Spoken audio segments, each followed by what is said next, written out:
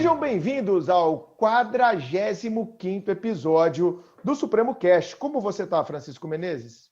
Bom dia, boa tarde, boa noite, boa madrugada, ouvintes do Supremo Cast. Bruno, já citando Yuval Harari na abertura, no Homo Deus, ele diz que a coleta e o acúmulo de dados pode ser considerado um dos principais objetivos da civilização.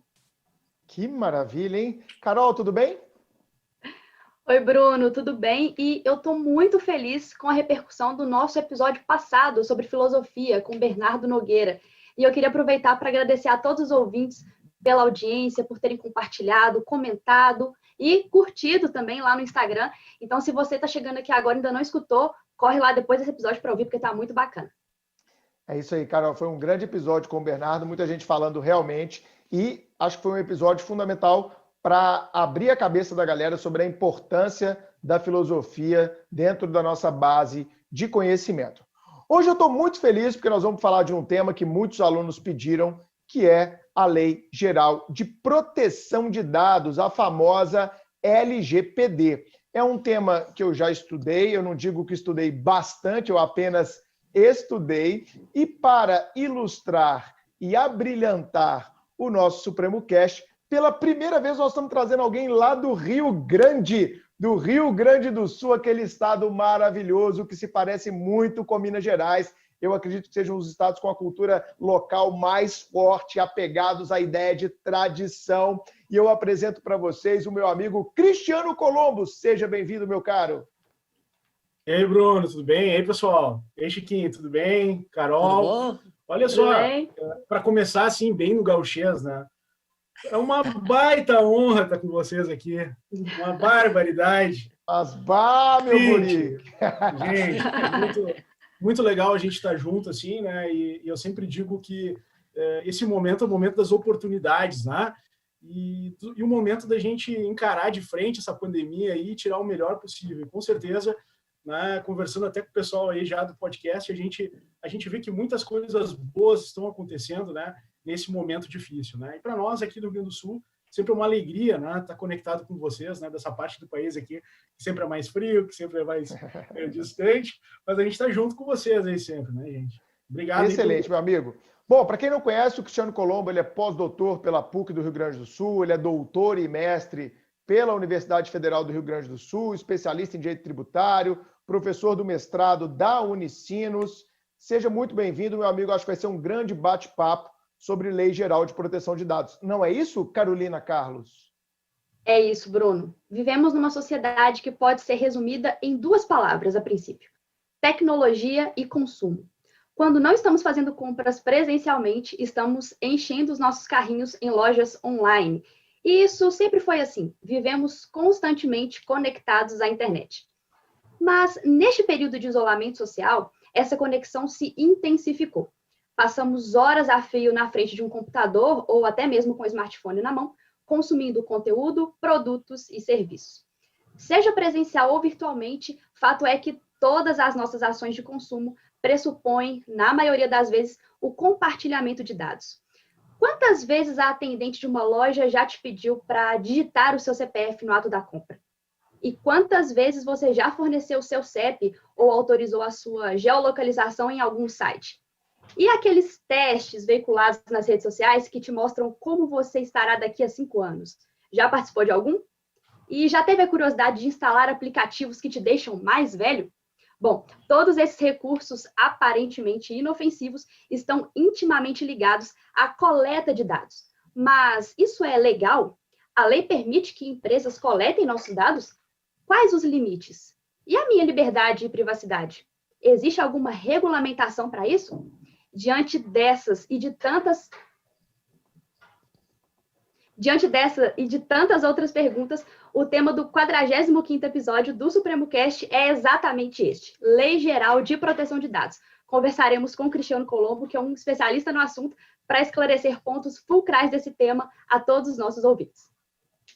Perfeito, meu amigo Cristiano. Vamos falar então da LGPD, que é a Lei 13.709, não é isso? De 2018. É uma lei que ainda está em vacácio, a gente não sabe se a vacácio vai para 2021, muito provavelmente, né, para maio de 2021, tem uma medida provisória em vigor a respeito disso. Caso contrário, ela entra em vigor já agora em agosto, né? E tem muita gente desesperada sobre os impactos que essa lei vai produzir. Afinal de contas, o tempo todo nós estamos cedendo os nossos dados, seja através de aplicativos, como a Carol falou muito bem, seja através de compras online, compras presenciais. Hoje há um grande volume de dados a nosso respeito circulando, e eu queria que você desse um rápido panorama geral, um histórico do porquê é importante essa lei no Brasil, seguindo o que foi feito, especialmente na Europa. As diretivas europeias sobre proteção de dados já são bem antigas, né? Desde a década de 90, a gente já tem diretivas nesse sentido. Nos Estados Unidos também a gente já tem legislações aprovadas. Dá um panoramazinho geral para o ouvinte do cast ter uma noção da importância e da relevância desse tema, que eu digo desde logo, é um ótimo tema de pesquisa. Tem muito universitário aí nos escutando, procurando tema para o seu trabalho de conclusão de curso, o seu TCC. Escutem esse episódio com o maior carinho do mundo, porque aqui há uma farta, uma excepcional oportunidade, tanto de pesquisa quanto de trabalho. Vamos lá, Cristiano, é com você. Olha só, Bruno, pessoal, eu vou tentar fazer trazer umas linhas gerais aí. Primeiramente, por que uma lei geral, né? Por que chamaram de geral? E aí começa toda a nossa conversa. Pessoal, assim, ó, na verdade, a gente tem dois grandes sistemas, né? Como o próprio Bruno está falando, o americano e tem o sistema europeu, tá? O que acontece? Nos Estados Unidos, o sistema é setorizado.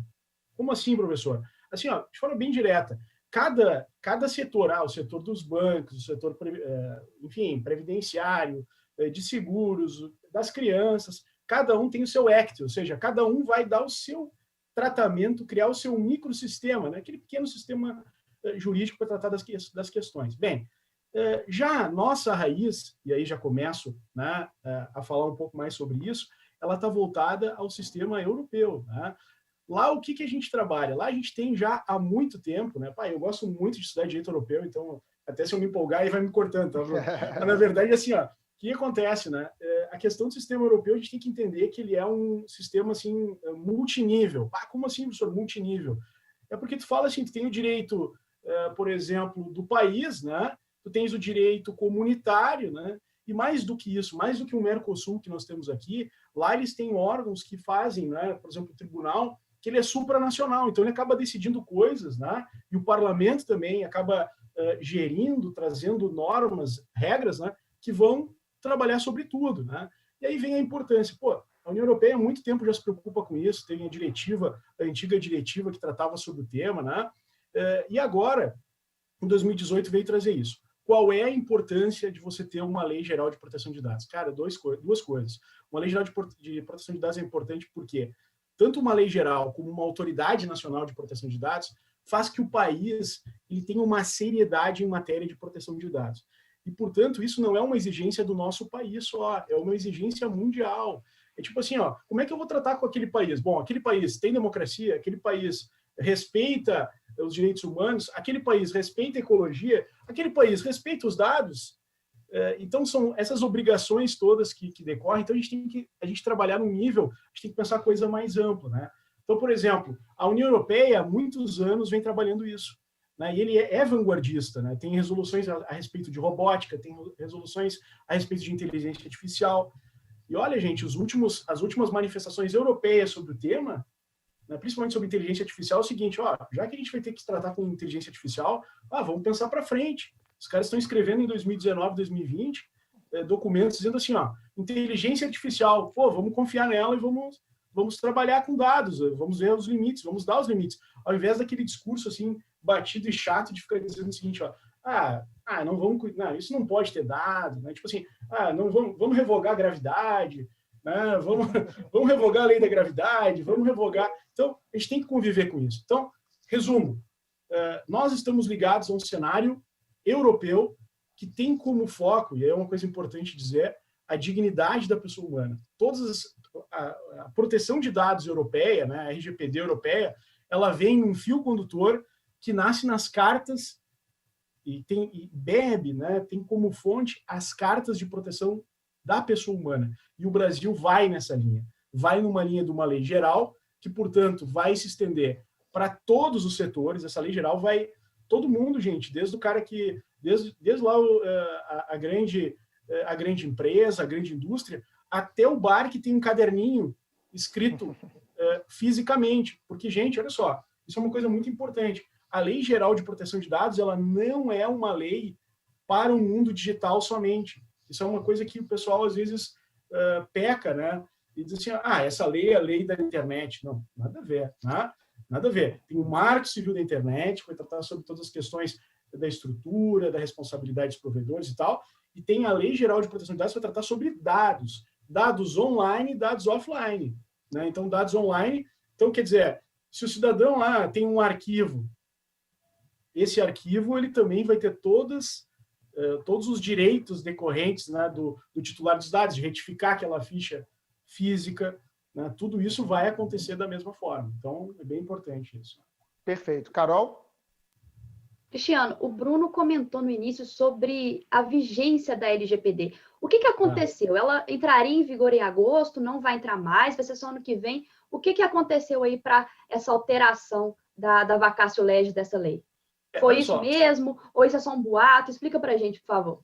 Segunda-feira eu tive numa banca de doutorado, tá? Do professor Guilherme Damasio Goulart. Aliás, ele escreveu uma tese sobre direito à desindexação. Bruno, muito legal. Direito à desindexação, abriu a minha cabeça. Estava o professor Doneda, estava o professor Menck, nós estávamos lá. O STJ já tem, inclusive, precedentes nesse sentido, né? Pela obrigatoriedade da desindexação. Então, a gente estava lá, o professor Santolino, estava todos lá discutindo, o professor Oxano do Paraná, estava todo mundo sentado ali discutindo, e estava o professor Doneda, né? O professor Doneda, com certeza, é um dos maiores autoridades em matéria de proteção de dados, e ele mesmo brincou que, olha, a gente não sabe bem quando vai entrar em vigor. Agora, a pergunta da Carol assim, é a seguinte, mas por que isso, né? Por que a gente está levando isso adiante e tal? Eu tenho falado bastante também para setores, né? Até essa semana passada eu estava falando com o pessoal aí da indústria elétrica, que trabalha com sensor e tal, né? O pessoal está muito assim atucanado, assim, quando é que vai ser? Como é que... Porque, na verdade, assim, olha só, gente, para você que está nos ouvindo aí, é uma coisa muito importante. Essa lei, ela só tem a ver com dados pessoais de pessoa natural. Desculpa a redundância, mas tem pessoa que não é natural, né? Tem pessoa jurídica, né? Então, dados pessoais de pessoas naturais, seres humanos, gente. Tá? É só isso, tá? Aí até eu estava falando assim, gente, essa lei trata sobre pessoas naturais. Daí, então eu falei assim, se vocês quiserem levantar e ir embora, né? Porque só tem empresa aqui, então não tem nada a ver com isso. Não, mas pelo contrário, né? O problema é que as empresas, elas têm arquivos que guardam, né? Armazenam dados de pessoas naturais. E, gente, não é fácil realmente para uma empresa ela se adequar, né, à LGPD. Por quê? O que acontece? Ela vai ter que mudar uma cultura. E essa cultura... Bruno, eu estava falando com o pessoal, né, Carol, Chiquinho, assim, estava falando com eles aí, olha só, começa pelo seguinte, né, cara, o cidadão tem um dia de empresa e tem acesso master a todos os dados das pessoas. Exatamente. Então, quer dizer, começa assim, ó, são coisas, o cara tem que fazer logoff, quer dizer, são coisas assim que começa por aí, então, tu tem que ter a partir de agora a gente vai ter, e eu acho que essa é a ideia, né, eu me lembro assim, até dei um exemplo. Eu me lembro quando eu era criança, assim, eu ia no super, né, comprar uma margarina lá, uma manteiga lá, e aí eu chegava em casa, a manteiga estava estragada, eu falava assim, que azarado, como é que eu comprei isso errado, né? Tem tanta manteiga, eu fui comprar logo essa, não tem como... E não ia lá trocar, né? Agora não, a gente sabe que com o tempo, daí a gente começou a ir lá, voltar com a manteiga, e o cara, legal, o gerente troca a manteiga. Então isso foi o Código de Defesa do Consumidor, né, gente? Países do mundo, isso não... Existem alguns países do mundo que não trocam a manteiga, né? Isso é importante, a gente tem que saber que aqui a gente troca a manteiga. Bom, aí indo adiante, né? Então, o Código de Defesa do Consumidor, ele trouxe isso. O que vai acontecer? Qual é a nossa projeção como estudiosos dessa área? Que provavelmente, como a Carol estava comentando aí, sobre as questões de autoridade e tal, nós vamos começar a ter uma cultura também de dados, tá? E aí nós vamos começar a reclamar dos dados também a uma autoridade que vai vir a existir. Isso aí. E isso vai ter e aí vai ter reclamações, e aí vai ter o PROCON de dados, vamos fazer uma... Aí vão ter ações de consumidores que vão ser agora internautas em relação a isso. Então as empresas têm que ter tempo para se preparar para isso. Se as empresas não estiverem preparadas, o que vai acontecer? Vai começar multas, vão começar as multas, sanções, e os empresários, eles é mais um problema para eles, né? A verdade é uma questão que eles vão ter que se adequar. Agora, eu também disse para eles o seguinte, vocês têm que ver como uma oportunidade, vocês têm que dizer assim, tem que ter um selo aí, ó, empresa que respeita os dados do seu cliente. Na hora de comprar, eu vou chegar, na hora de escolher. Gente, a gente já está fazendo isso, sinceramente. Quando a gente escolhe a plataforma que a gente vai conversar aqui, a gente escolhe a plataforma que tem mais segurança do que qualquer outra. A gente sabe que a internet, tu pode entrar e tem N plataformas, né? Sim. O que é isso? Isso é uma cultura, entendeu? Sabe que é isso que a gente vai falando aí, né? E eu acho, Cristiano, que falando mais da LGPD, você já explicou o porquê que é importante a gente ter essa lei no Brasil, porque tem muita gente que ainda não entendeu a dimensão dessa importância. Talvez da mesma forma, quando veio esse paralelismo que você fez, eu achei muito legal, com o Código de Defesa do Consumidor, quando ele entrou em vigor, as pessoas ainda não tinham dimensão de onde aquilo iria nos levar. Então, eu acho que projetando a LGPD para o futuro, eu acredito piamente naquilo que você falou, de um dia você receber uma ligação e você perguntar, peraí, como é que você tem meu telefone? Por que eu estou nessa lista aí? Por que você está me ligando para ofertar esse serviço, sendo que eu nunca entrei em contato, nunca forneci meus dados, então eu quero que meu nome seja retirado agora. E hoje é uma coisa que incomoda muito, né? Um telemarketing ligando de maneira invasiva, sem que você tenha consentido com aquele tipo de ligação. E nós vamos falar muito do consentimento como princípio reitor, né, da proteção de dados. Mas você falou das empresas e eu já queria trazer uma pimentinha aqui antes do Chico falar, que é o seguinte, a Carol também. Eu acho que não é só as empresas se adaptarem, é o próprio Estado brasileiro se adaptar. Né? Porque se a gente perguntar, tá bom, tá lá a previsão da Autoridade Nacional de Proteção de Dados, né? Mas cadê essa autoridade sendo constituída, sendo estruturada? Vai ter concurso? Vai ser cargo em comissão? Como é que nós vamos estruturar esse órgão? Ele vai estar dentro da hierarquia aqui do Executivo Federal? Ele vai ser uma agência reguladora? Qual vai ser a natureza dele? Eu acho que não é uma adaptação só do lado aqui do privado, é uma adaptação também do lado do público. Você concorda com isso? Bruno, eu concordo plenamente. E isso que você falou aí está bem dentro do próprio estudo histórico da proteção, né? Se a gente for analisar os primeiros casos, né, principalmente na Alemanha, lá foi a lei do censo, né? Então foi exatamente isso. Na verdade, a gente tem que pensar em duas ideias, né? Até comentando um pouco para você sobre isso. A questão, eu tenho escrito bastante sobre aplicativo de saúde, tá? E aí tem duas que o pessoal fica muito preocupado. Como é que é isso aí? Gente, tem duas coisas, né? Tem o cidadão que tem o dono do aplicativo, que vai ter que obedecer às regras, mas o Estado também vai ter que obedecer às regras. Até claro. Contando uma historinha assim para vocês, assim, presidente de um país, né? Não precisa a gente dizer qual é o país, assim, não é o Brasil, tá? É um país do exterior. Lá na Ásia, foi um país da Ásia, né? Aí os caras, duas senhoras chegaram no hospital, assim, né? Uma senhora e uma filha. A mãe tinha 60 anos e a filha 30.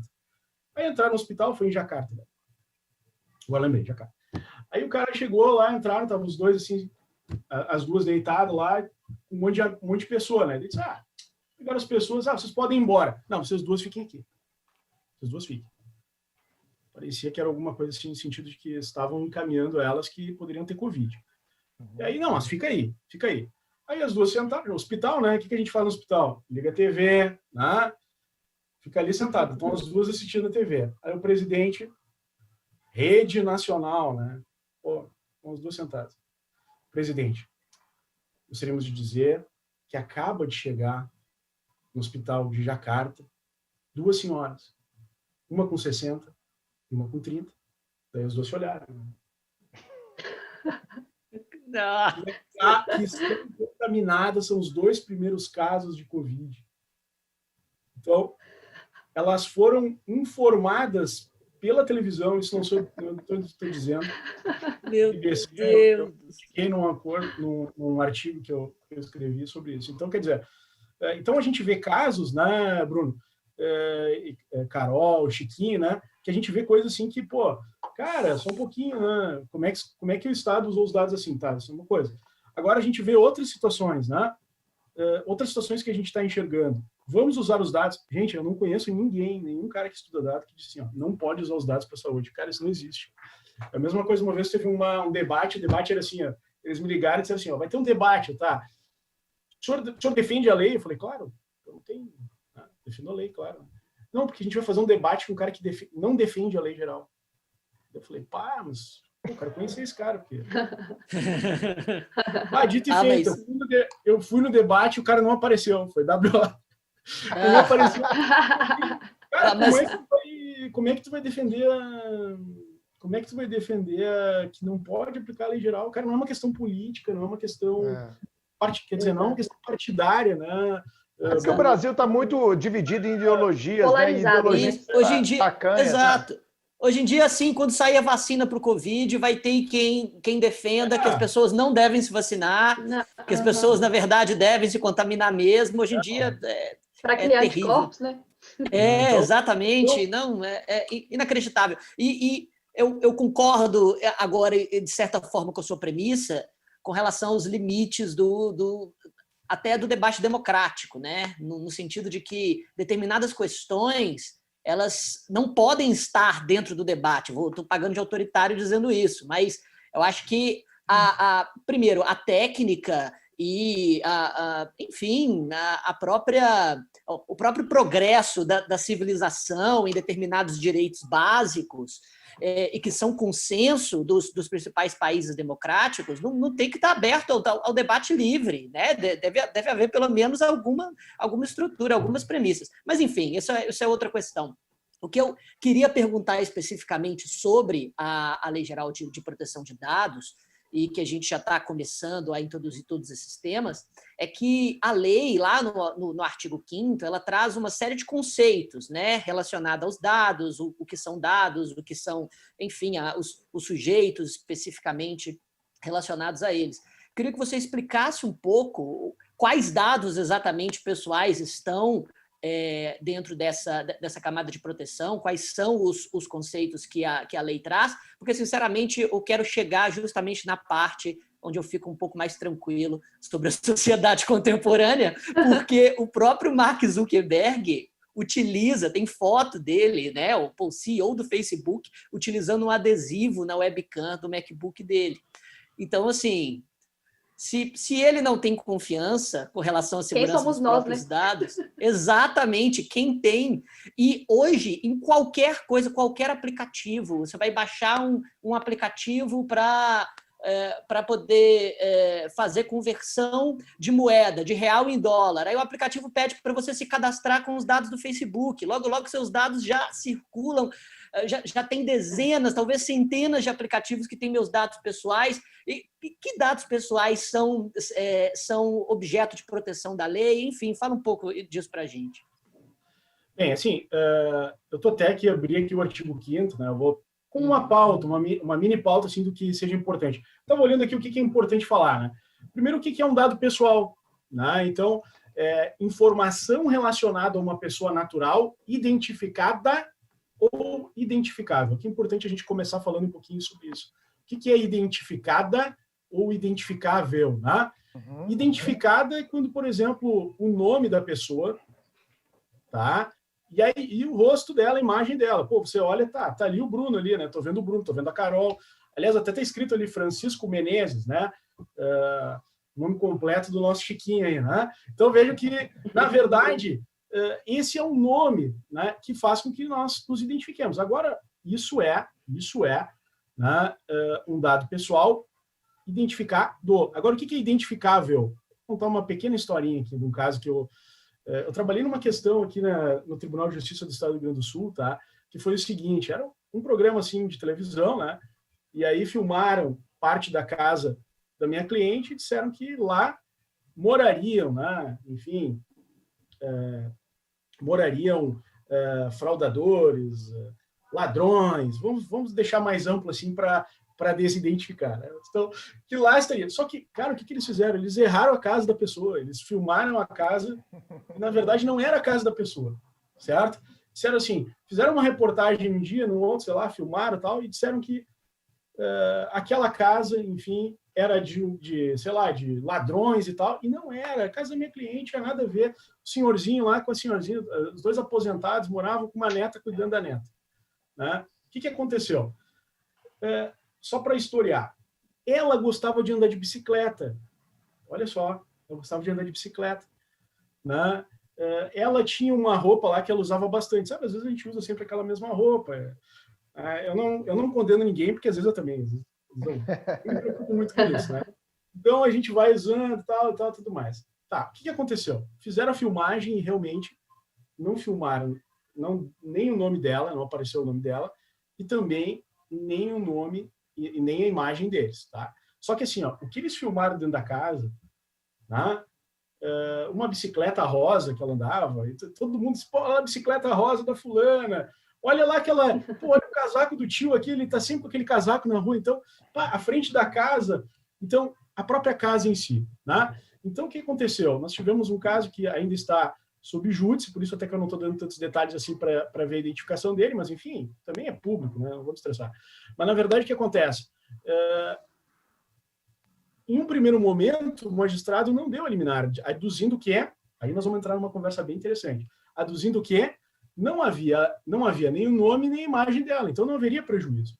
Mas, gente, todo mundo sabia que era a casa dela, certo? E aí, e a bicicleta rosa dela, e o casaco do tio lá que sempre usava. Então, isso é um exemplo de dado. Nós temos dados pessoais identificados, que é o nome e o rosto da pessoa, mas identificar, olha aí vem a palavrinha, vez. Ou seja, que podem vir a ser identificados. E agora, que podem identificar. Então, quer dizer, a união daquela bicicleta, da frente daquela casa e daquele casaco, faz com que eu, olhando aquele contexto todo, eu diga, pá, é a tia que é ela. Ela que foi, ela é uma pessoa, né? Então, e o que aconteceu? Olha só, pessoal, só para vocês entenderem. Aí vem aquele caso na minha mão aqui, pô, mas isso é um caso, sabe como é que é professor, né? Professor fica louco, assim, né? Quando vê um caso assim, isso tem que dar um case, cara. Isso é um case que eu vou falar, vou contar para meus alunos. Com certeza. Um podcast falar sobre isso. O tempo estudar isso aqui pra caramba. O tempo inteiro. E aí eu peguei, assim, eu fui em cima, né? Aí tem um grupo, gente, isso é muito importante vocês que gostam de estudar dados, assim, né? É o Comitê Europeu de Proteção de Dados da União Europeia, tá? European Data Protection Board, né? Hoje, EDPB. Tá, tudo bem. E aí eu fui em cima disso aí. Até que eu encontrei lá um parecer sobre o que é dado pessoal e tava lá. Exemplo, casa. A frente da casa do Cara, o que eu fiz? Eu fiz um agravo de instrumento com base todo em proteção de dados. Todo ele. O que foi despachado? Deferido, mandou tirar o programa do ar e determinou... Não, olha só, mandou tirar o programa do ar e disse o seguinte, que a liminar era dada com base nas novas tendências. Olha só. Cara, isso aí que eu quero dizer para vocês. Olha só. Quem está dizendo que essa lei não está em vigor ainda, está errado. Os princípios já estão em vigor. Perfeito. Toda a carga, cara, a principiologia toda está valendo. Se isso, e eu tenho provas disso, né? A prova disso é todo o direito, toda a questão do direito ao esquecimento que vem sendo aplicado nesse país aqui, tá? Que demonstra que, e isso eu quero dizer isso para vocês com toda tranquilidade, assim, né? Quando eu estava fazendo pós-doc, eu e o professor Facchini, a gente discutia muito isso, e como a gente vê que a União Europeia, o professor Facchini, cara, é um especialista em direito comparado na Itália, o cara, né, falando com ele sobre isso, o que aconteceu? Até o momento que o Tribunal de Justiça da União Europeia não tinha falado nada sobre direito de esquecimento, aqui no Brasil, se vocês lembrarem assim como é que estava a coisa, tudo era negado, cara. Assim, não vou dizer tudo porque é muito difícil falar tudo no direito, né? Mas a tendência era não dizer. Até havia assim uma questão dizendo o seguinte, pô, não tem como fazer desindexação, tem muita gente que dizia que não tinha como fazer. Como é que eu vou mexer no conteúdo que está em outro? Porque desindexar o que é? É tu tirar do índice, né? Lá quando eu googar não vai estar no índice. Então, o Google dizia assim, não tem que fazer isso. Eu coloquei a ferramenta, se vocês quiserem, vocês entrem contra quem colocou o conteúdo lá. O que aconteceu? Com o Tribunal de Justiça da União Europeia, em 2014, quando veio essa decisão, o caso Costerra, né, que, aliás, é um grande paradoxo, né, o cara entrou para ser esquecido e está consagrado. Né? É o exemplo de toda. Né? Quando veio isso, o cara entrou para ser esquecido, ele é citado por mim, então se tu colocar Costeja, bota no Google aí Costeja, quem puder botar aí, para ver quantos 1000 acessos o cara tem. O cara tem 1000 e tantas indicações ali, né? Quando ele veio e disse, olha, direito ao esquecimento, o que o Brasil fez? O Brasil olhou para aquela jurisprudência com um olhar mais compreensivo e entendeu que estava dentro do sistema, que as coisas se conversam, que o nosso sistema tem que dialogar com os outros, que os princípios estão presentes, conversou com essa jurisprudência, dialogou e começou a aplicar aqui no Brasil o esquecimento. Então, me desculpem aqueles que dizem assim, olha, eu nem sei porque eu estou falando dessa lei, que nem está vigente. Por que nós estamos fazendo um programa sobre isso aqui? Perdendo tempo, isso nem está vigente. Desculpa, mas o troço está valendo. Cristiano, eu acho assim, é importante a gente trazer para o aluno que, como você falou aí de dado identificado ou dado identificável, ao meu ver, os dados nada mais são do que projeções de direitos da personalidade e que nada mais são do que direitos fundamentais. Então, falar de proteção de dados é falar de proteção de direitos fundamentais numa perspectiva constitucional e da proteção de direitos da personalidade numa perspectiva civilística. Então, quando a gente fala da proteção do nome, da proteção da imagem, da proteção à privacidade, nós estamos falando de proteção de direitos fundamentais, de direitos da personalidade, ou seja, muitas discussões, como você está colocando aí esse caso desse casal de aposentados aí do Rio Grande, que tiveram a casa identificada numa reportagem de TV, muito do que nós estamos falando aqui já é algo que já está sendo, como você deu o exemplo também do direito ao esquecimento, que já tem decisões do STJ, está sendo debatido agora, né, no STF, em vias de ser decidido de maneira mais definitiva. Enfim, o que nós temos aqui, Chico, Carol e ouvintes, é um debate onde a lei de proteção de dados, a meu ver, ela vai trazer um aprimoramento e um avanço, mas que a gente já tem hoje legislação para suportar uma proteção de dados, isso já existe. Concorda, Cristiano? Com certeza. Eu diria assim para você, primeiramente, o principal artigo da Constituição Federal, né, que não é o quinto é o mais famoso, né? Não confunda famoso com o mais importante, né? Então tem isso também. O artigo 1º fala sobre o princípio da dignidade da pessoa humana, tá? E mais do que isso, tá? E aí vem toda uma história. Olha só, a gente tem que entender, né? Nós que somos do direito, e vocês que estão ouvindo aí, né? Que o pessoal da tecnologia, né? Quero dizer uma coisa para vocês. Quando vocês tiverem uma questão envolvendo um dano, né? A personalidade, você tem que conversar. A Constituição tem que conversar com o Código Civil, né? Então, lá nós temos o artigo 1º da Constituição Federal e nós temos também, lá no nosso Código Civil, o artigo 11 e seguintes, que vão falar sobre os direitos de personalidade, que, aliás, né? Até o pessoal do direito que está ouvindo, está começando o curso, ou é interessado, ou já advoga há tempo, o Código Civil de 2002 inaugurou, né, o tópico direitos de personalidade na legislação civil. Tá? Antes disso, o nosso Código 16 não tratava disso. Aliás, eu estudei honrosamente no Código, né? Tamo junto. E digo uma coisa para vocês, a gente fazia um exercício direto de interpretação, porque era tudo assim, ó, lê aí, tá, mas não é isso, pegar a Constituição, conversar. Então, nós somos uma geração, né, Bruno? A geração da conversa entre a Constituição, os diálogos das fontes, né? Como a professora Cláudia fala aqui no Quem formou na década de 90, né? Quem estudou direito na década de 90, entre a Constituição de 88 e o Código Civil de 2002, é essa geração. É isso aí. Então, é porque a Carol estava nascendo, mais ou menos. Eu ia falar isso, mas falei, não vou falar não, porque... Tá lá. Falei com você, Carol, percebi que você queria dizer isso. Obrigada. Agora, o que é o direito de personalidade? Né? O direito de personalidade, na verdade, é a concretização de um direito humano, primeiro, depois que passa pela via da Constituição, é introduzido como um direito fundamental. A diferença entre direitos humanos são inerentes à pessoa humana.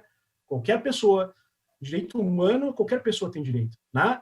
Sendo pessoa, terá esse direito e não importa que seja um apátrida. Conheci um apátrida, um cara que não tem pátria. Ele vai ter os direitos humanos dele. No momento em que isso entra pelo fio condutor da Constituição Federal, passa a ser um direito fundamental. Professor, qual é a diferença de direito humano e fundamental? Cara, é direito fundamental que está na Constituição. E isso se projeta no nosso Código Civil. O direito de personalidade é um direito fundamental e direito humano. Aliás, Bruno, eu tive uma possibilidade bem interessante na minha vida, assim, foi bem interessante que eu estava fazendo mestrado aqui na URGS, né? E eu sentei com o professor César Saldanha, aqui da URGS, né? Uma figura, assim, de grandiosa contribuição, né, para o nosso direito aqui, formou gerações e forma gerações ainda.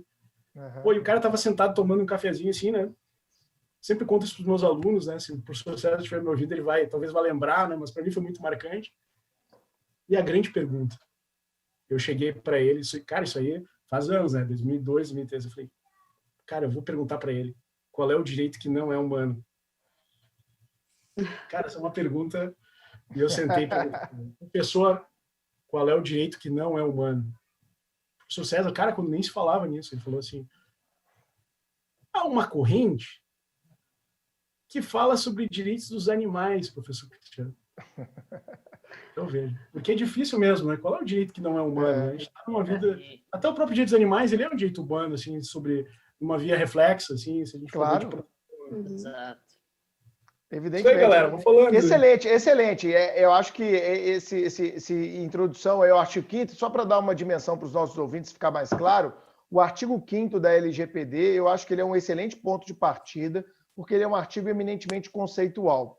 A lei trouxe 19 incisos, se não me falha a memória, com dezenas de conceitos. A gente trabalhou apenas o primeiro deles, dado pessoal, que é aquela, como o Cristiano falou, a questão do identificado, do identificável. Mas, Carol, antes da sua pergunta, eu já queria emendar uma segunda aqui, que é a seguinte.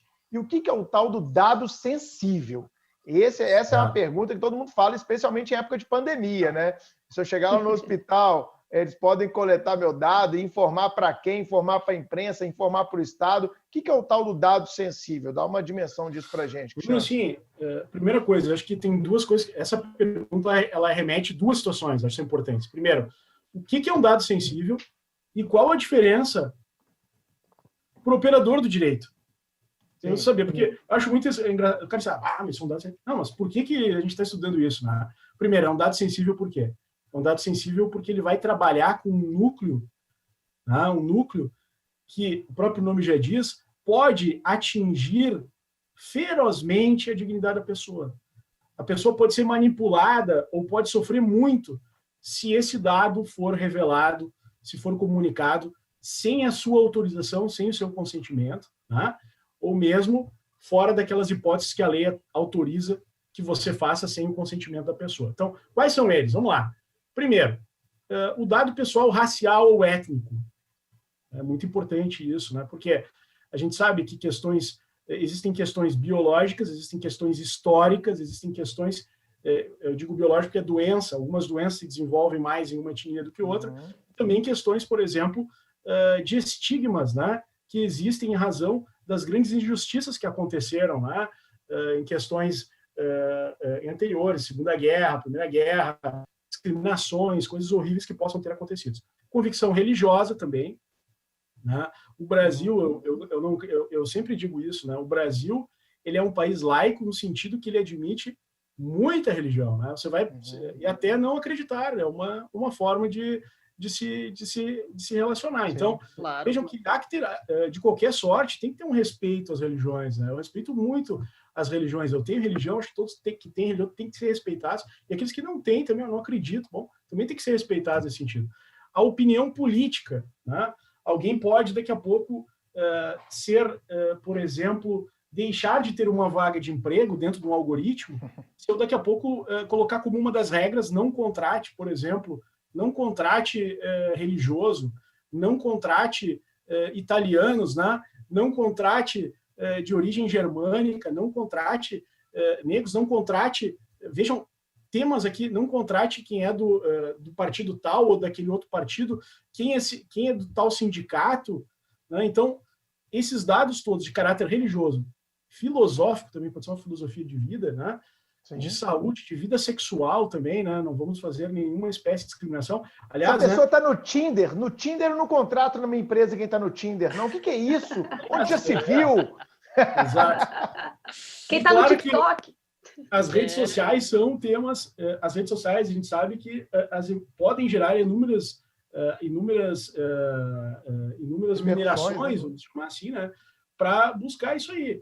E, gente, essa questão do algoritmo, eu estudo bastante essa questão do algoritmo, né, falando um pouquinho sobre isso, e é muito triste isso, né, porque está escrito em tudo quanto é lugar assim, não pode discriminar, então não pode discriminar, gente, não pode, né, racialmente, etnicamente, até melhor a palavra étnica, eu gosto mais, a etnia da pessoa, se o cara é italiano, se o cara é asiático, o cara é uma pessoa humana, não existe diferença nenhuma, assim, sabe, e o que acontece? A questão da opacidade, que é opaco, que a gente não enxerga lá dentro do algoritmo, pode acontecer coisas horríveis, pode ter uma determinação lá dizendo assim, o que é um algoritmo, na verdade, né? Cara, bem simples, assim, a gente pega dados das pessoas, o nome da pessoa, a idade da pessoa, bem tranquilo, assim, o nome, a idade, né, se ela teve ou não doença, a origem dela, que até posso pegar pelo sobrenome dele, né? Não tem problema nenhum.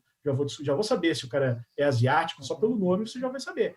Bom, a imagem da pessoa, posso pegar, aí eu vou colocar assim, algumas regrinhas, né? Eu sou um gestor de RH, vou colocar, contrate só quem tem entre 20 e 40 anos, não tenha filhos, pô, o cara tem filho, vai ter que atender o filho dele. Parar para atender, então eu não quero, eu quero uma máquina, não quero uma pessoa, né?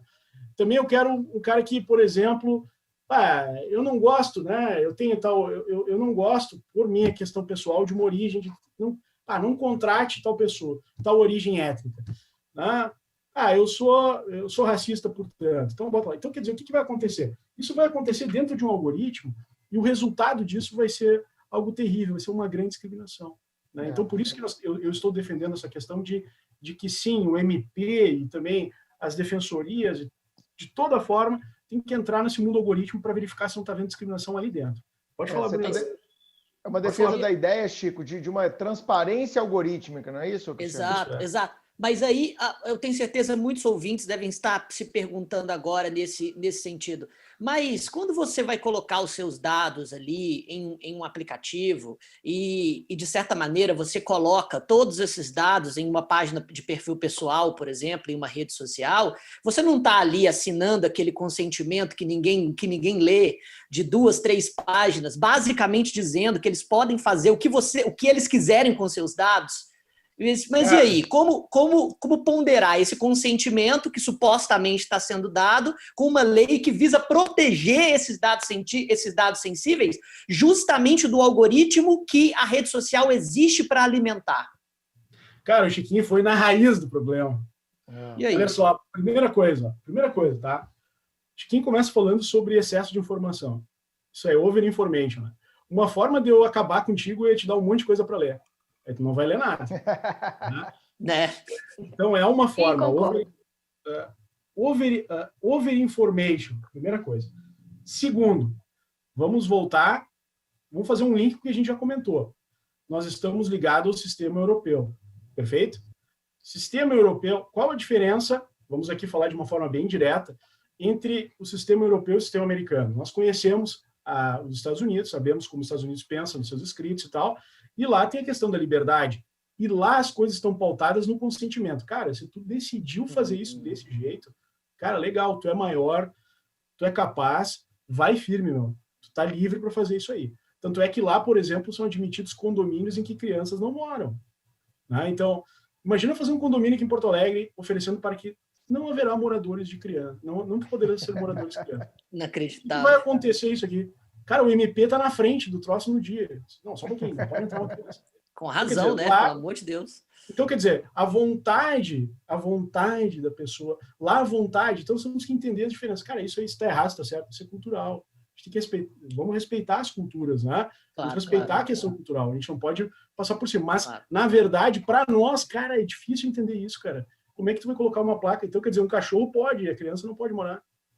Então, é complicado. Isso a ideia da liberdade. Da liberdade. Claro. Agora, nós aqui, e aí vamos entrar no nosso tema aqui e aproveitar a lei. A nossa vontade aqui, olha lá, se a gente pegar o inciso, vamos pegar aqui, ó, o inciso consentimento, tá? Dentro do artigo 5º ainda, vamos cumprir a tabela aqui, ó, consentimento. O que diz consentimento? Manifestação livre, informada e inequívoca. Tá tudo bem até aí, né? Pela qual o titular concorda com o tratamento de seus dados pessoais, e lá, ó, para uma finalidade determinada. Então, o que quer dizer isso? Que, na verdade, Chiquinho, a nossa vontade no direito brasileiro, ela está sempre, e deve ser vista sempre, né, não só através o que eu falei está valendo, não. Há um controle. Se houver uma nulidade, se houver um excesso, se houver um abuso, haverá a possibilidade de controlar. Então, significa dizer que aquela cláusula, em razão da over-information, em razão da abusividade, em razão do desequilíbrio do contrato, pode ser afastado, né? E aqui o Chico começa mais um ponto importante aqui. Olha só, você falou o seguinte, eu coloquei tudo na internet. Porque, assim, tem uma coisa bem interessante. Agora, falando até sobre essa questão facial aí e tal, que a Carol estava falando lá no início, gostei daquela tua introdução, Carol. Bah, eu poderia falar horas sobre... daria um semestre aqui de conversa. Mas as perguntas que eu faço para os meus alunos, né? Gente, quando eu posto uma foto na internet, eu dei aula esse semestre para a indústria criativa, cara, os caras são demais. Quando eu posto uma foto na internet, essa foto deixou de ser minha? Então, número 1, não em razão da propriedade intelectual, não em razão de direitos de personalidade, não em razão da existência de dados de geolocalização. Então, tudo isso da geolocalização e tudo mais que vai revelar as pessoas que estão comigo e tal, então, tudo isso merece sim um controle, né? Então, se houver abuso, eles não podem pegar os nossos dados e fazer o que eles querem. Não é o fato deles terem acesso que eles podem vender nossos dados.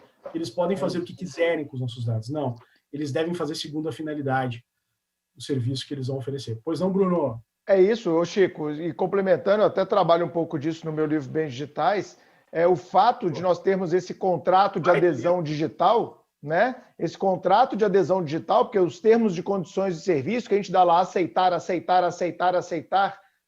I agree, e vai tocando o pau, né, para ter o mais rápido possível acesso ao serviço. O fato de ter cláusulas ali, Chico, que digam que eu estou abrindo mão, que eu estou consciente, que estou cedendo meu dado, é lógico que nós vamos chegar num ponto da jurisprudência brasileira, Carol, em que nós vamos ter a declaração pelo judiciário brasileiro da abusividade dessas cláusulas. E eu tenho certeza que tanto a Constituição, quanto o Código Civil, quanto a LGPD vão ser utilizadas para que o judiciário reconheça a abusividade dessas cláusulas em que eu abdique de antemão, num contrato de adesão, de direitos que são meus. Ou seja, a gente já tem artigo no Código Civil para isso, Chico, que é o artigo 424. Você pega o 424, ele fala que serão nulas as cláusulas nas quais o sujeito abdica, ele abre mão de direitos que lhe são inerentes através de um contrato de adesão. Então, eu posso até me valer também do 51 do CDC, porque muitos desses contratos vão ser contratos de consumo. Então, a gente já tem, viu, Chico? Fica tranquilo. Aparato jurídico para combater esse tipo de ilegalidade. Até na minha dica suprema eu vou indicar um documentário que é muito legal sobre termos de condições de serviço. Carol, eu estou te devendo aí uma palavra. Vai lá. Eu queria saber do Cristiano sobre esses termos de consentimento. Eles têm que ser específicos ou podem ser genéricos? Porque tenho certeza que tem muita gente preocupada. E, nossa, eu coloquei lá, tiquei que eu li, concordo, mas eu não li nada. E aí, o que esses termos têm que constar especificamente? E muito advogado, né, Carol? Muito advogado que dá assessoria para a empresa que nesse momento está perdido. O que eu tenho que colocar no contrato aqui da empresa do meu cliente? Inclusive, essa é uma área muito promissora para a advocacia, né? Claro. Então eu digo assim, na verdade, vai ser, com certeza já eu já estou trabalhando em vários casos sobre isso, já estou atuando e posso trazer, assim, situações bem diretas para a gente poder entender. O que o advogado vai agora, a partir de agora, ele vai começar, ou já está, né, atuando? Acho que a primeira coisa, uma coisa que está estourando bastante, que eu estou estudando bastante até... Na Unicinos a gente está com uma disciplina, eu estou contribuindo nessa área aí, são os direitos autorais, propriedade intelectual voltada à internet. Então, está muita gente usando e abusando na internet sobre tudo, e agora tudo fica mais fácil de achar, porque tu pode buscar, existem programas para buscar as imagens, as fotos que são utilizadas e tal. Esses dias até um cliente meu estava na internet, aliás, ele viu assim, porque estava andando, assim, tinha uma pessoa com uma camisa com uma imagem que ele fez dele. O que é isso, né? Foi falar por uma loja, foi verificar na internet, está todas as imagens dele lá, então vai ser agora vai começar a coisa. Mas essa é uma área, direito de propriedade intelectual na internet. Outra coisa, montagem desses termos de uso, tá? O que acontece? Aí a gente vai ter que ser bem direto, né? A gente tem que demonstrar, a gente vai ter como advogados, a gente está muitas vezes ao lado dos provedores, então a gente tem que entender, nós temos que trazer para eles o quê? O que eles podem usar, o que eles não podem usar. Então, isso é a primeira coisa. Eu acho que um dever de esclarecimento para eles, no sentido do que eles podem usar, e o que devem usar, e a forma como vão usar, eu acho que é muito importante. Então, a ideia da inserção da cultura, que vai fazer parte nós, advogados, vamos ter que fazer isso. Se a gente não fizer, nós, do direito, professores, vamos ter que fazer isso. Se a gente não fizer, não vai ter quem vai fazer.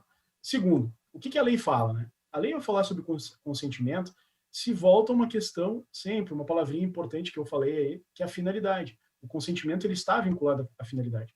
Então, quando você for coletar os dados, então aquela coisa assim de antigamente, vamos falar de antigamente, né? Cara, eu tô fazendo um formulário aqui, ó. Tu acha que eu boto aqui para o cara botar se ele tem um carro? Coloca aí, vai, não tem problema nenhum, né? Mete tudo que dá aí, daí depois a gente vê o que serve. Senão não funciona mais, né? Porque isso vai violar o princípio da finalidade, porque tudo que tu coletar tem que ser de acordo com a finalidade. Então, aí, na hora de construir o termo, tem que dizer para ele, não, isso tu não vai coletar, não precisa. E da necessidade, só o que é necessário e o que atende à finalidade. É mais ou menos aquela história, né, pessoal? É só Bruno, Carol e Chiquinho, né? Quando um cara... Eu sou assim, tá? Eu não sou um cara muito curioso no sentido, assim, bisbilhoteiro. Então, quando um cara chega para mim e diz assim, eu vou te contar uma coisa, mas tu não conta para ninguém. Eu já digo assim pro cara, sério, cara, nem me fala. Nem me conta. Eu vou ficar responsável por esse negócio aí. Se vazar isso aí, eu vou estar envolvido. Então, assim, é mais ou menos isso a ideia, tá? A ideia eu só vou coletar aquilo que é necessário. Então, nos termos, na hora de construir os termos, temos que fazer isso. Lembrando que a questão do checkbox, né? Ou seja, tu vai dar o ok ali, tá? Pelo menos, se você tratar com dado sensível, a lei determina que você tenha que fazer isso de forma específica e destacada. Então, tu vai ter um checkbox, por exemplo, você que é advogado, o cara te chamou, tem que construir tem que fazer aqui um termo, o que eu vou fazer e tal. Cara, o básico, assim, não esquece. Tem que dar um checkbox de dado pessoal, um checkbox de finalidade de dado pessoal. Segundo. Um checkbox de dado sensível e um checkbox de finalidade de dado sensível. Cara, se não tiver isso no teu termo, deu problema. Tá? Perfeito. Só para colocar isso em panos mais limpos aqui para os nossos ouvintes, tem muitos que são alunos do Supremo, né, do nosso curso, Cristiano, e, por exemplo, Chico, não faz o menor sentido a gente colocar no contrato que os alunos assinam com o Supremo, por exemplo, qual é a religião do aluno. Para que eu preciso saber a religião dele para poder prestar uma educação que vai servir para transformar a vida dele? Não faz o menor sentido, mas pode fazer sentido eu perguntar o ano que ele se graduou ou aonde ele se graduou, para que eu tenha uma noção de quanto tempo os alunos do Supremo, na sua grande massa, são alunos com até 5 anos de formado, são alunos de 5 a 10 anos. Então, isso é um dado tranquilo para o cara fornecer. Não faz o menor sentido eu perguntar para o cara como é a vida sexual dele. E aí, eu quero saber aqui para preparar para concurso, como é a sua vida sexual. O cara, what? Que porra é essa, né? Agora, se eu sou advogado de um laboratório, por exemplo, eu estou fazendo um termo de condição de serviço, certos dados podem ser importantes. Se eu estou advogando por uma clínica de saúde, eu quero saber, de repente, da religião do cara, porque se ele precisar aqui de uma transfusão de sangue, eu tenho que saber que eu vou ter que dar um tratamento mais específico para aquilo para ele, né? Eu posso querer saber a respeito da vida sexual dele para poder saber se ele pode doar algum tipo de substância, de sangue, etc.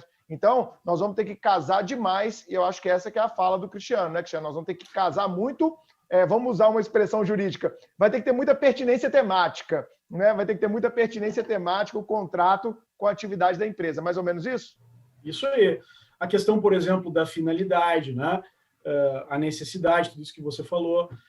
A questão de também, nós temos que ter também agora, né, um encarregado de proteção de dados também, né? Isso é muito legal. Aí a gente precisa de um capítulo específico aqui nesse cast, porque isso é uma nova profissão. Isso é uma profissão do futuro. É uma nova profissão. Criada por lei. E até eu dizia o seguinte, e não vai valer aquele negócio, né, pessoal? Olha só, às vezes eu estou brincando assim, com o pessoal dando palestra e fala assim, não adianta, vamos fazer um encarregado de proteção de dados. Aí o cara vai lá, compra uma mesa, né?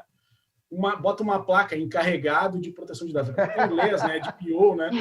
Aí coloca lá, faz uma plaquinha de ouro pro cara assim, esse é o encarregado de proteção de dados. Crachá. Um crachazinho encarregado. Até quando vai chegar o cara lá, tá aí o encarregado. Gente, não tem nada a ver, né? O encarregado, quem é? A gente estava até conversando sobre isso. Na verdade, o encarregado pode ser uma pessoa humana, né? Tá? Pode ser até uma PJ, uma pessoa jurídica. E E o que vai ser esse cara, né? Acho que isso é importante. Quem é? Qual o perfil desse? Qual é o conhecimento que ele tem que ter? Olha, o ideal mesmo que ele tenha, é inequívoco que ele tenha um conhecimento de tecnologia. Isso ele vai ter que ter, e de direito também, né? Ele tem que conhecer. Por quê? Por que tecnologia? Porque esse cara ele vai fazer o quê? Ele vai ter que, e aí isso é importante, ele vai ter que olhar o map da empresa, o fluxo de dados da empresa.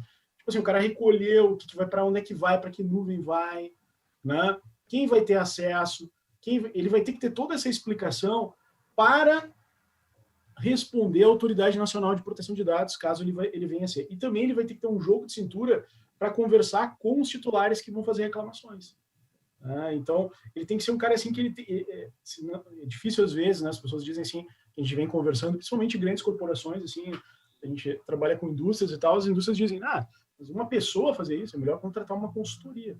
Bem, mas essa pessoa jurídica ela vai ter que ter o conhecimento de fazer essa interface, na verdade, ela vai fazer essa comunicação entre o titular dos dados, né, a empresa e a autoridade. Né? Então, prestar esclarecimentos à autoridade, dizer o que aconteceu. Então, essa nova profissão vai ser fantástica. Ele vai fazer, tipo, ele é o Data Protection Officer, não é isso? Isso, DPO, né? Ele vai fazer, Chico, um meio de campo, né? Entre a empresa que coleta dados, o sujeito que fornece os dados, muitas vezes um consumidor, e também a Autoridade Nacional de Proteção de Dados. Ele vai fazer esse meio de campo. Então, você que está nos ouvindo aí, é advogado, aqui há um promissor campo e é um campo interdisciplinar. Ele vai envolver tanto a questão de segurança de dados, vai envolver a questão de gestão de dados, vai envolver questões legais, questões jurídicas. Então, aqui nós temos um cenário de interdisciplinaridade, a meu ver. Carol? Muito bom. E eu estou achando muito legal esse episódio, porque a gente vai lembrando de várias situações, né?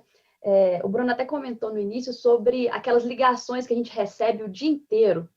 E eu recebo todo dia, e eu deixo até uma dica para o pessoal, que é a seguinte: salvem esses números com mensagens motivacionais. Eu estou salvando lá assim, beba água. Aí quando me liga, meu celular está me avisando para beber água. Meu Deus! Porque não dá para bloquear. Não dá para bloquear, porque eles vão ligando de outros números. Então, eu estou salvando assim. Seja feliz, você é capaz, beba água. Então, fica a dica. Maravilhoso! Assim, quando isso acontece, o pessoal fala, Carol, são as empresas que estão vendendo seus dados. Você digita seu CPF na maquininha lá, aí eles vendem seu CPF para essas empresas de telefonia e eles te ligam. E é impressionante, porque se atende, eles não falam absolutamente nada. E, Cristiano, a pergunta que não quer calar. É possível essa venda de dados entre empresas? Isso acontece? Esses números que ligam para a gente, pode ser isso mesmo? Isso é possível? O que a lei fala sobre isso? Bom, vamos começar falando o seguinte: quem são essas entidades que nos ligam? Primeira coisa, assim, eu falo em entidade porque existe uma discussão em nível mundial sobre a questão da personalidade jurídica de robôs, tá? Mas isso seria um outro capítulo, né? Mas vamos começar assim, ó. Quem são essas pessoas que nos ligam, né? Até a minha filhinha aqui, ela tem 6 anos, ela diz: pai, o robô ele tá ligando para nós, eu acho. Porque eu já falei para ela que é um robô. Né? E, na verdade, o conceito de robô, quando a gente pensa em robô, até eu tô revendo aí os episódios, a Princesa Leia, tô revendo tudo aquilo agora, né? Revendo toda aquela situação ali. Mas a gente vê os robôs ali, né? Eu não me lembro agora o nome do... O R2-D2 e o C3PO. Isso. É comigo normalmente.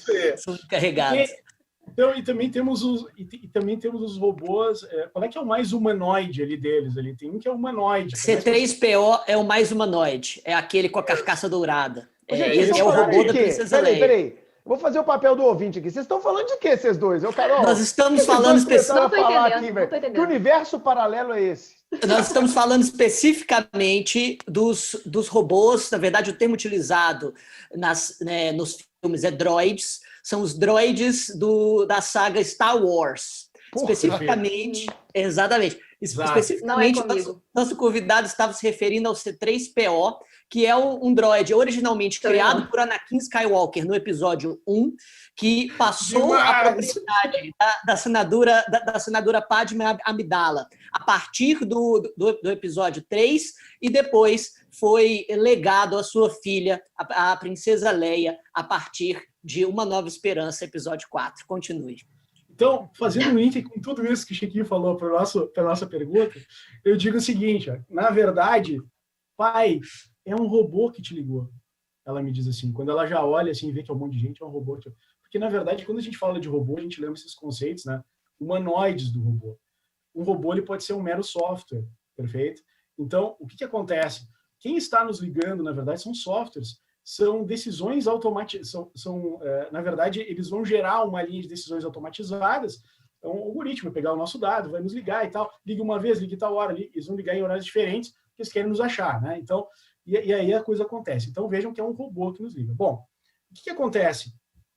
Esses robôs, aliás, existe uma resolução sobre robótica da União Europeia de 2017 que fala sobre isso. Então, pessoal, coloca lá, Google aí, resolução, robótica, União Europeia, né? Vai encontrar uma resolução falando sobre isso, sobre inteligência artificial, sobre tudo isso. Né? Então, os robôs, quando esses robôs nos ligam? Né? A pergunta da Carol, e esses dados podem ser vendidos? Não, não podem ser vendidos. Né? Por quê? Primeiramente, pelo seguinte, todo dado ele é coletado e deve ser levado para uma determinada finalidade, certo? Então, por exemplo, aí que tá a questão. O que seria ilegal? Né? Ilegal seria você, ou contrário ao direito, né?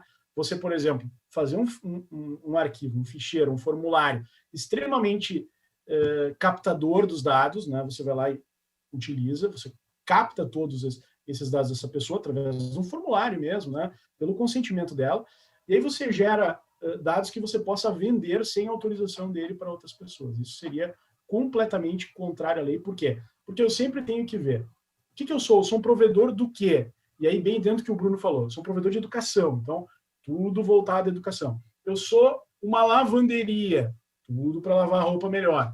Então eu tenho que olhar, eu sou um laboratório, tudo eu tenho que ver nessa linha.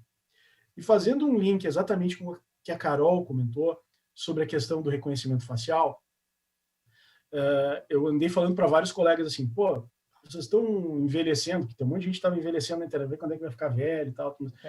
Tudo bem. É legal até, né? A gente vê, o cara normalmente olha, é só a cara do meu pai, eu vou ficar igual ao meu pai e tal. Que é assim, né? A gente acaba repetindo os pais, né? Aquelas músicas, aquelas que vocês conhecem, acaba sendo isso. Porém, o que acontece? E até esses dias eu estava falando com um colega meu, eu falei, por que tu fez isso, cara? Tu deu teus dados pro Facebook. Ele falou assim, ou para, sei lá, qualquer plataforma. Aí ele falou assim para mim, mas ele já tem os meus dados. Eu sou do Facebook, lá, tá lá minha foto. Isso não tem nada a ver. Não, tá, uma coisa é ter o teu dado. Outra coisa é tu colocar eles assim empilhadinhos numa bandeja, né? É bem diferente, né? Não é verdade? Uma coisa é dizer assim, eu vou descarregar aí um caminhão de livros de todas as áreas do direito, de todas as áreas do conhecimento. Dá uma procurada se tem alguma coisa de direito aí no meio. Outra coisa, te entregar uma coleção completa do Pontes de Miranda, 60 volumes ali para ti. Maravilha, o Google de antigamente, né? Então tá ali e tal, tá tudo certo. Então isso é bem diferenciado. Então o que está acontecendo, Carol, nessa questão? Eles estão coletando esses dados, né? Tudo isso que eu estou falando é sobre maltratamento de dados. O que é o maltratamento? O maltratamento de dados é, na verdade, quando você utiliza dados que são te entregues, nós entregamos os nossos dados para alguém, isso é maltratamento. E é dado uma finalidade diferente. Além do maltratamento, que seria a venda, nós temos os problemas dos incidentes, que é outra situação. Então, a gente pode dizer assim, uma coisa são os incidentes de segurança. Vazou na nuvem lá. Olha o Facebook aí, gente! Vazou não sei o que e tal. Não sei, um ataque hacker, não sei o que. Bom, isso é vazamento, né?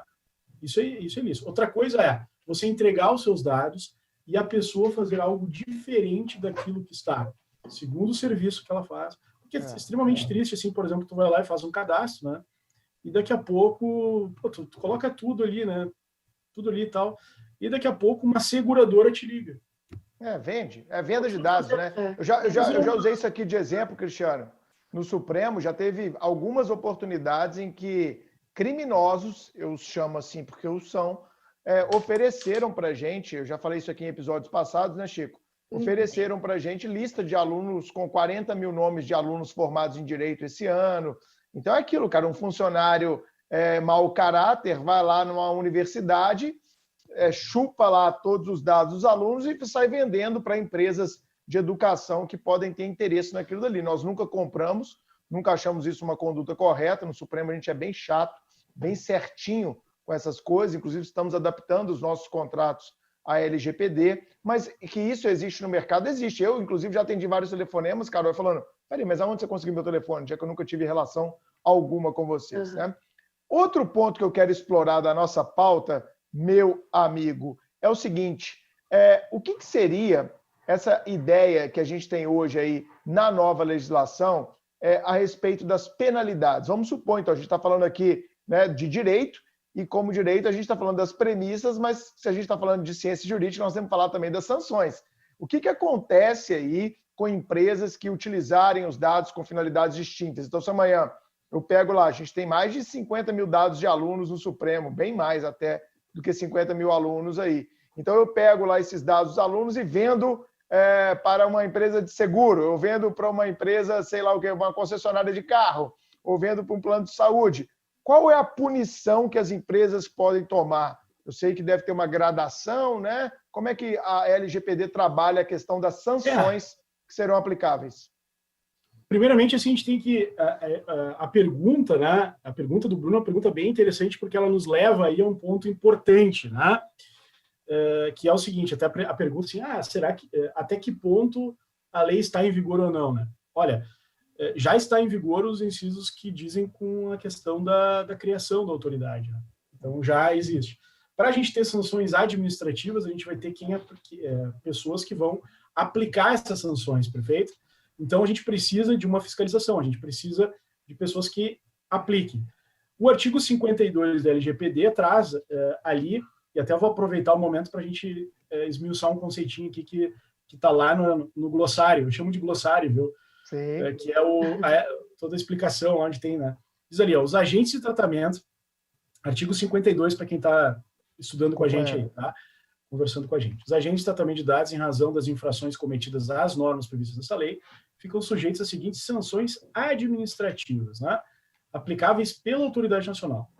Portanto, além da responsabilidade civil que o cidadão vai ter que pagar lá, por exemplo, se ele me gerou, né, o que eu escrevi com o professor Facchini já, o dano estético digital, né, que eu trouxe esse conceito de dano estético, né, para as relações digitais, e dando uma moldagem, dando um conceito um pouco diferenciado, né, Bruno, porque, na verdade, assim, diferente do dano estético físico, que implica numa marca, que implica numa cicatriz, esta marca ou cicatriz, às vezes, ela é opaca, porque o cara, por exemplo, vai ser vítima de uma decisão, o cara vai ser vítima, né, de uma discriminação em um algoritmo, isso é bem importante, que ele mesmo não vai ver, né, que ele não vai ver.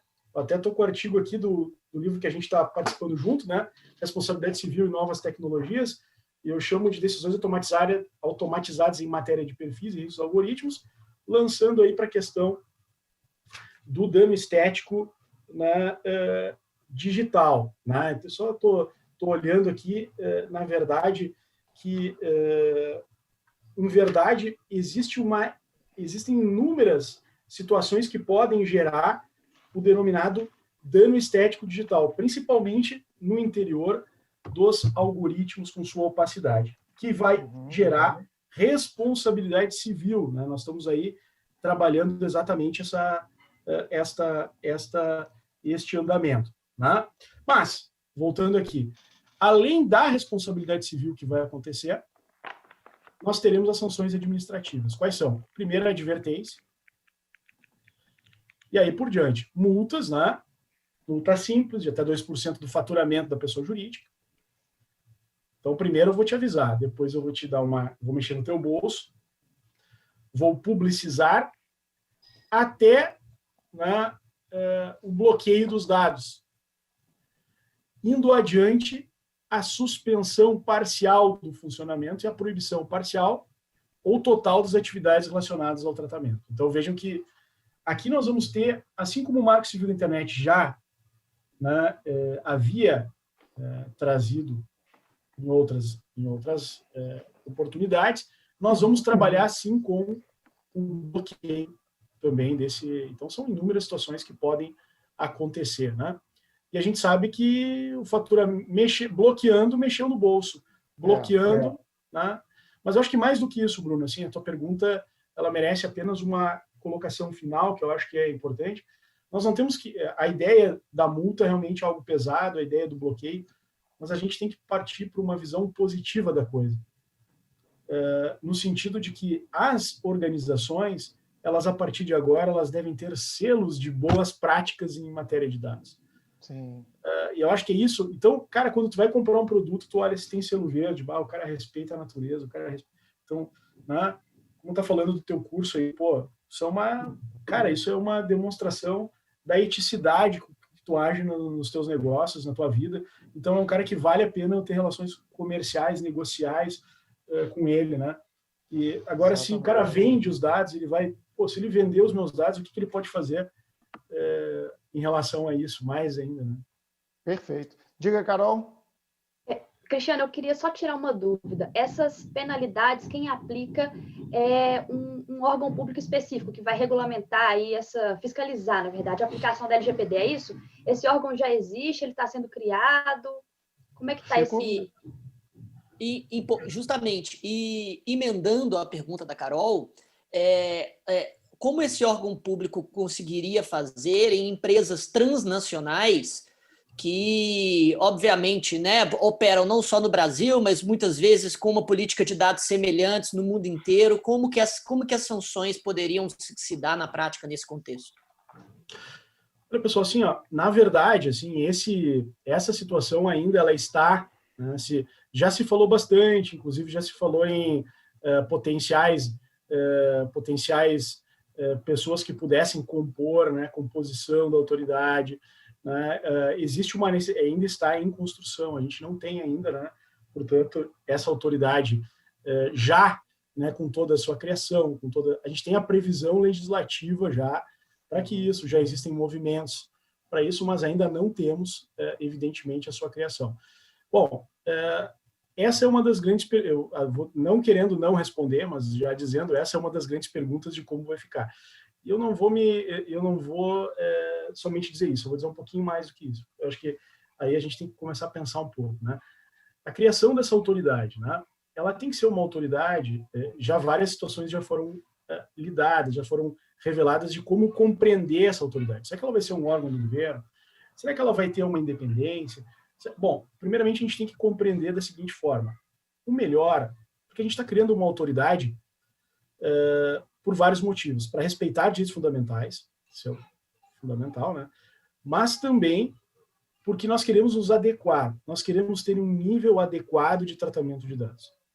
Os dois critérios para que você tenha um nível adequado de tratamento de dados são os seguintes. Primeiro, ter uma autoridade nacional de proteção de dados. E segundo, ter uma lei de proteção de dados. Tá?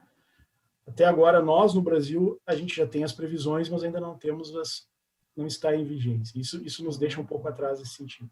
Né? Então, são as duas coisas. Agora, a pergunta é, e essa autoridade? Voltando à pergunta do Bruno. Tá? O Bruno trouxe uma pergunta lá no início. Né? Cristiano, como é que é essa questão dos dados e o poder público? Bom, primeira coisa, é muito importante que a gente tenha essa noção que todos devem respeitar as políticas de dados. Também o poder público. Né? Então, o poder público também tem que respeitar. Então, o ideal é que essa autoridade ela não seja, né, uma autoridade que esteja sob submissão. Né? Quando o fiscalizado ele manda no fiscal, complica. Na verdade? Tu me fiscaliza aí. Né? O problema é quando tem um problema, por exemplo, tem colegas meus que trabalham direto com auditoria de dados, né? E às vezes tu faz toda a auditoria de dados e o problema é o dono da empresa. Então, aí é complicado. Então tem tudo isso que tem que analisar. Então, há uma necessidade de uma política. Então, tem que dizer para ele, olha, tu vai ter que mudar, tu vai ter que ajustar, tu vai ter que... Então, é difícil. Então, por isso que eu digo, a questão de você ter pessoas independentes, estudiosos, que representem a sociedade civil. Acho que a gente tem já alguns modelos em matéria de autoridades assim dentro do país que atendem isso, né? Que fazem com que não haja uma ingerência direta, porque o governo também vai ter que respeitar, né? Eu acho assim, aqui a gente poderia chamar professores de direito administrativo para ensinar um pouquinho para a gente do modelo gerencial de administração pública, porque eu acho que é nessa perspectiva que a gente enquadraria a ANPD, a Autoridade Nacional de Proteção de Dados, que está prevista, galera, no 55, letra A e seguintes da lei. Lá se dá uma estrutura mínima, fala que é um órgão da administração pública federal, que ele pode assumir como órgão da administração pública indireta, que não pode ter aumento de despesa. Tem uma série de questões interessantes ali que acho que vale dar uma lida, e lógico, né? Daqui a uns anos, quando ela estiver instituída, vai ter concurso. Então, amanhã, você que está se preparando para concurso, pode se preparar que para os órgãos técnicos, não, lógico, os diretivos, esses vão ser DAS, né? Cargos de confiança, nomeados pelo presidente da República, mas a gente espera que a ANPD seja formada por um corpo técnico interdisciplinar que possa efetivamente dar efetividade à LGPD, a Lei Geral de Proteção de Dados, e esperamos também que o governo, seja o atual, seja o futuro governo, ele possa dar a devida autonomia, que inclusive está consagrada na própria lei para essa autoridade nacional. Carol, a última pergunta para a gente encaminhar para o fim do cast. Bom, agora nesse período de isolamento, de pandemia, a gente tem visto muitos sites, tanto de saúde pública quanto de saúde privada, com assistentes virtuais para fazer uma triagem, uma espécie de um diagnóstico prévio, se aquele provável paciente está ou não infectado. E também foi autorizada a telemedicina. Eu gostaria de saber de você, Cristiano, como a gente pode aplicar a proteção de dados nesse momento e especialmente na utilização desses sites e aplicativos? Eu vejo assim, essa é uma forma, primeiramente, né? Eu acho que é bem importante a gente salientar que a própria telemedicina, como a Carol comentou, foi aberta, ou seja, as infovias estão abertas para que os atendimentos sejam dados. Então, isso é um passo muito importante, né? Agora, claro, nesse caso, nós vamos ter um atendimento, um ato médico, efetivamente. Um ato médico que está devidamente regulamentado, vai haver um atendimento. Claro que, ressalvadas situações específicas, até um diagnóstico pode ser trabalhado nesse ponto, dizer que a pessoa está ou não com tal doença, enfim, tudo mais.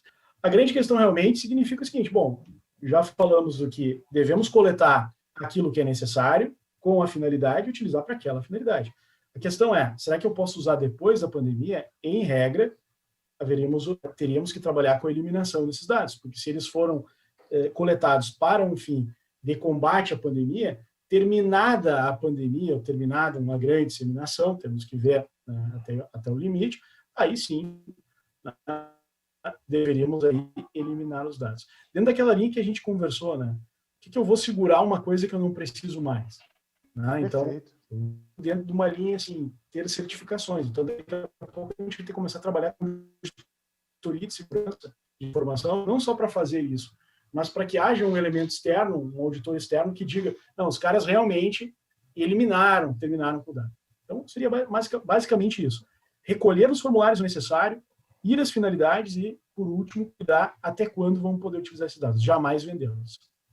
Excelente. Bom, a gente poderia ficar 3 dias aqui conversando, porque a LGPD ela traz uma série de implicações. A gente poderia falar de responsabilidade civil na LGPD, que é um tema muito legal, que o pessoal lá do IBERC, né, de onde eu sou associado, e também o Cristiano Colombo é associado lá, o Instituto Brasileiro de Responsabilidade Civil, a gente conversa bastante. A gente poderia falar de anonimização de dados, tem uma série de questões super interessantes ainda na LGPD, mas a gente fica já para um próximo episódio. Vamos então de dica suprema. O que você trouxe para a gente hoje, Chico?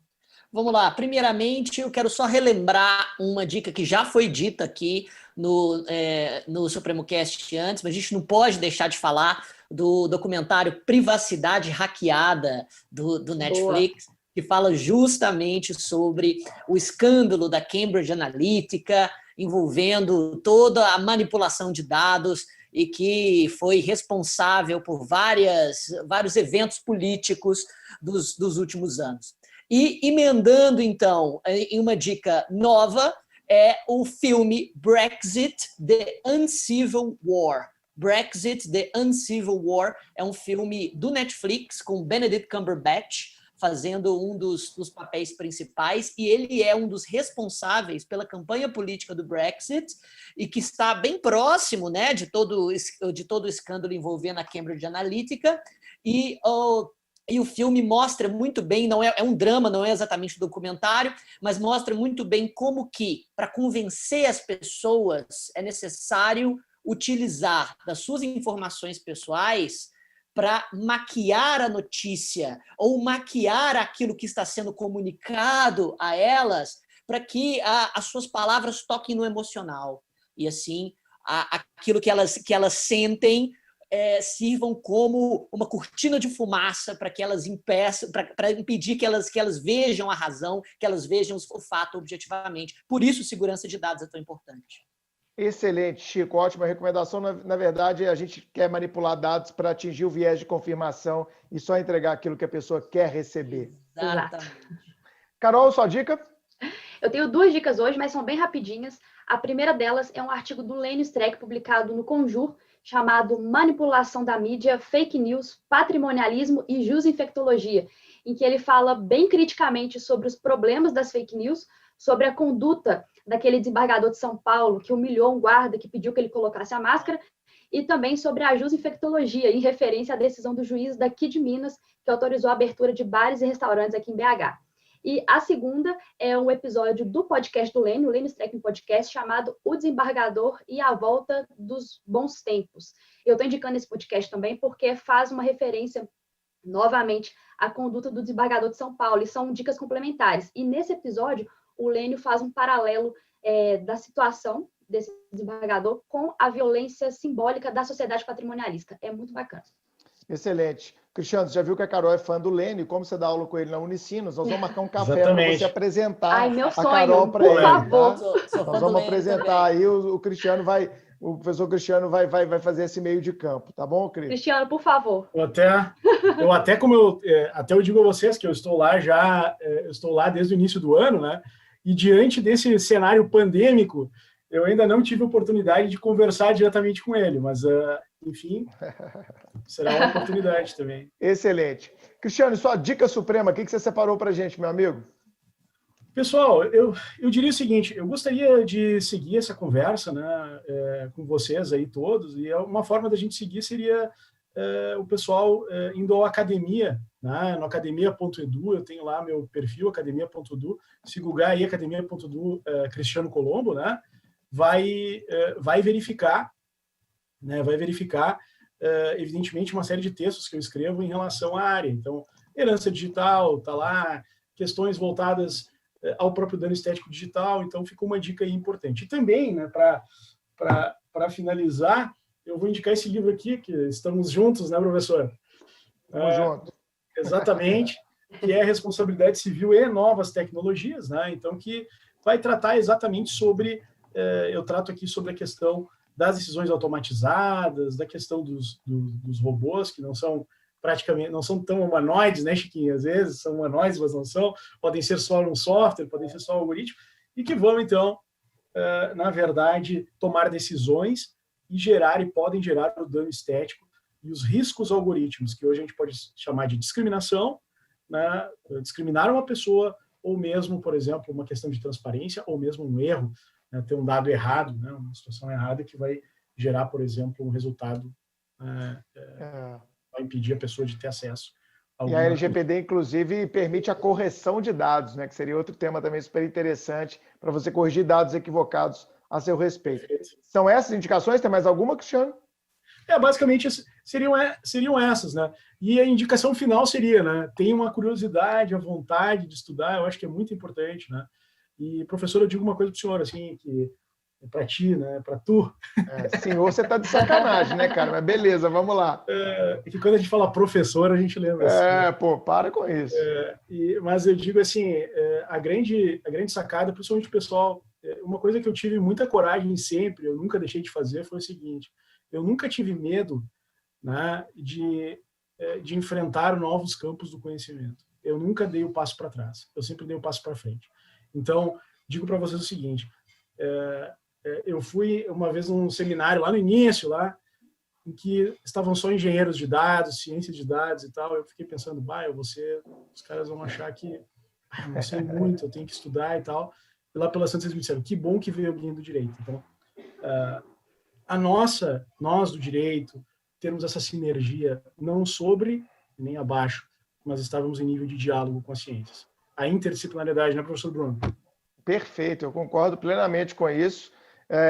Jurista que se aventura no mundo tecnológico tem que fazer algumas imersões, mas também não pode perder a perspectiva da sua própria ciência, né? Eu vejo alguns colegas juristas que estão entrando demais, às vezes eu falo, cara, mas assim, você está querendo às vezes entrar muito numa área que não é a nossa, de repente, só de você se socorrer das outras ciências, já está de bom tamanho para você cumprir o seu papel enquanto jurista. Eu, pelo menos, quando fui pesquisar bens digitais e agora no meu doutorado pesquisando inteligência artificial, eu tenho partido dessa premissa metodológica. Eu vou trazer conceitos que são de lá, não vou ter a capacidade de explorá-los a fundo, mas vou me utilizar daquilo que já é um consenso. Então, essa, pelo menos, é a minha premissa metodológica na escrita da minha tese. Nós somos do direito, né, Bruno? Isso, não adianta inventar moda, né? E a gente, uma coisa importante, assim, isso eu digo para vocês, assim, o pessoal que está estudando, que quer ser professor e tal, às vezes a gente vai, por exemplo, dar uma palestra, cara, nós somos do direito, cara, entendeu?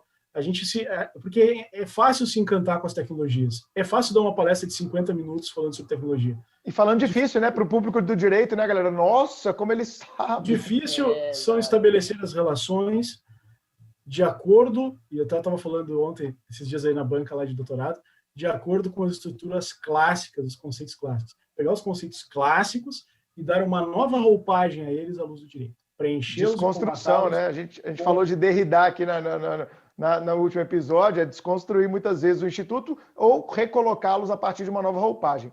A minha dica suprema para hoje é um documentário que eu assisti em 2014, mas eu acho que ele faz todo sentido para esse momento desse episódio, que é Terms and Conditions May Apply, ou seja, sujeito a termos e condições.